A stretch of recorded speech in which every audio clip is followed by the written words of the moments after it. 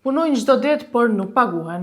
Kjo është situata e krijuar tash e një muaj për disa zyrtarë në Ministrinë e Mjedisit dhe Planifikimit Hapësinor. Bëhet fjalë për 21 zyrtarë të ministrisë, të cilët thuhet se kanë mbetur pa pagën e marsit, derisa atyre nuk ju është dhënë as paga e 13, siç u dha zyrtarëve të tjerë në sektorin publik. Ani pse nga ministritë përkatëse nuk kanë dhënë detaje mbi këtë situatë të krijuar, deputeti i PDK-s Eman Ramani deklaroi se kjo gjendje është e papranueshme dhe po i vën në vështirësi të mëdha këta punonjës, të cilët kanë obligime e shpenzime në familjet e tyre. Ndër të tjerash, ai ka kritikuar ashpër përgjigjet zyrtare që ka marrë nga Ministria e Financave përmes email-it, duke i cilësuar ato si skandaloze e të papërgjeshme. E në një deklarim të bërë nga Ministria e Financave në lidhje me këtë çështje, u tha se pagat mund t'ju vënohen deri në muajin e ardhshëm, gjë e cila e vështirëson edhe më shumë këtë situatë. Problemet të ngjashme por me mos pagesa të orëve shtesë gjatë 3 muajve të kaluar janë shfaqur edhe tek shumë zyrtarë shtetëror që shërbejnë në kuadër të ÇKUK-s, Policisë, FSK-s e AKI-s, e të cilëve qeveria vazhdon t'ju mbetet borxh. E gjithë kjo situatë ngrihet një pyetje serioze,